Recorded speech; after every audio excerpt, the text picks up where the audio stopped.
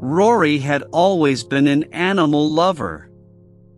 But he grew up with two very mean parents. His mother said she had allergies, but every time he asked her what the allergies were, they changed.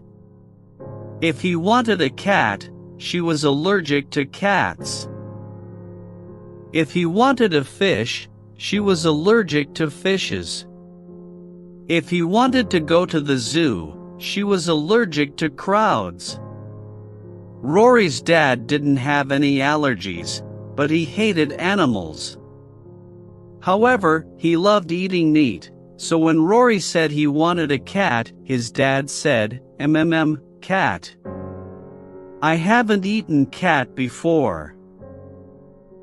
We can get it nice and fat and then eat it. Then Rory cried and stopped asking for a pet. When Rory finished university, he moved to a small town, so he could have lots of space. The town had lots of dog parks, and it also had a cat park. Cat parks weren't normal, so he was very excited to go there. Rory thought a lot about what pet to get. Every day, he went to the dog park and the cat park.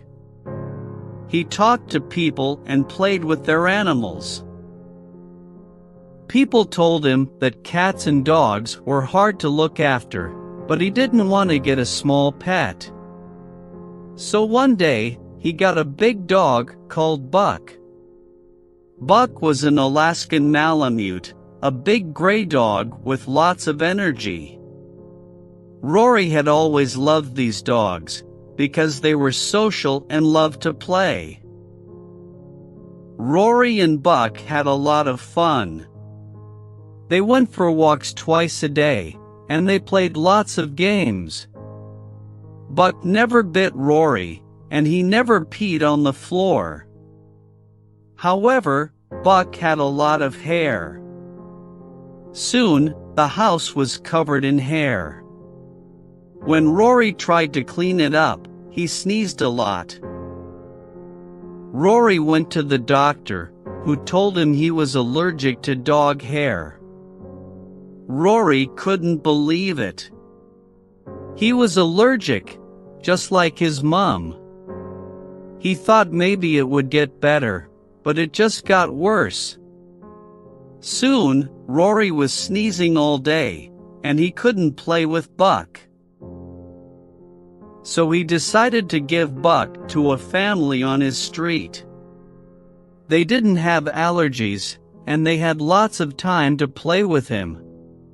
Rory cried all night after saying goodbye to Buck, but he didn't sneeze again after that. Next, he tried a cat.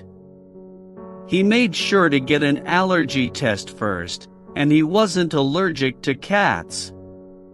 But he wanted to be safe, so he chose a Sphynx cat, a type of cat that had no hair. He also knew that Sphynx cats were very social and were a bit like dogs. He called his cat Aslan.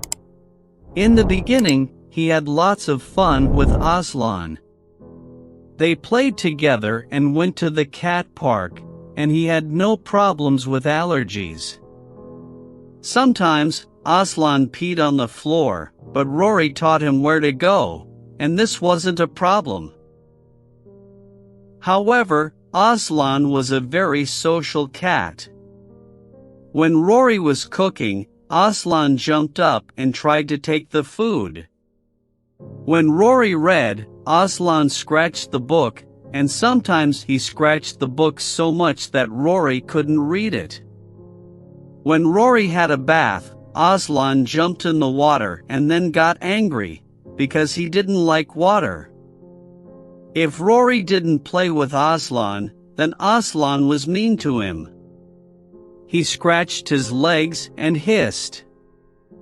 One day, Rory woke up and the bed was covered in dead birds. There were probably 30 of them.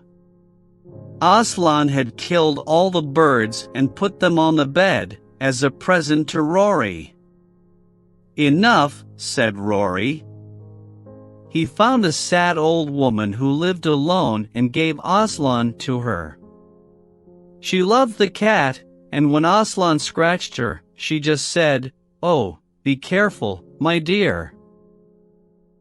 Finally, Rory decided he wasn't ready for a big pet. So he decided to get guinea pigs. Guinea pigs were very pretty, and they were easy to look after. Some of his friends at school had guinea pigs, and he always wanted to play with them, but his mom said he couldn't because she was allergic. He got 2 guinea pigs, because they were very social animals. One was black, so he called her Black Beauty, and the other was pink like a pig, so he called her Babe. Black Beauty and Babe were sisters, so he thought they would be friends.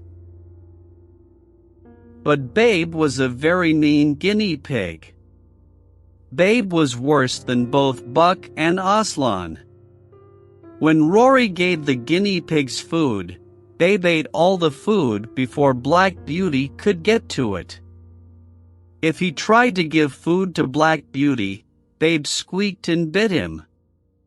If Rory played with Black Beauty, Babe started eating their little wooden house. And when Rory played with Babe, she always peed on him. It was like she waited until he was holding her to pee. But they were easier to look after than Buck and Aslan. If he wore gloves when he was near them, then it didn't hurt when Babe scratched and bit him. And he did really love Black Beauty. "One day Babe will die," he said to Black Beauty, "and then I'll get you a real sister." That day did not come. One morning, Rory put on his gloves to feed the guinea pigs. The gloves were wet, Babe had peed in them. He didn't know how she had done it, because they slept in their little wooden house, which was locked. But Rory had stopped trying to understand Babe. He washed the gloves and then went to see them. The little wooden house was red. Rory couldn't understand. It looked like paint. Then he saw it. Babe's mouth was red, covered in blood. Next to her was Black Beauty's body. But it wasn't all there. Babe had eaten most of it. There was blood everywhere. The door of their house was covered in blood. Their food bowl was full of blood. Rory felt sick. The door to their house was open. Babe had unlocked it. How could a guinea pig break a lock? But that wasn't the worst part. Babe could have run away. She could have run into the woods, but she chose to stay here. She wanted Rory to see this. She wanted him to see what she could do. She wanted him to be afraid of her. Rory took a deep breath and went to get his phone. He called the police. 5 years later. Rory loved his job, and he knew he was good at it. His little shop won a prize almost every year. If you looked at the shop, you would think it was just a normal butcher's. "Rory the Butcher," said the sign.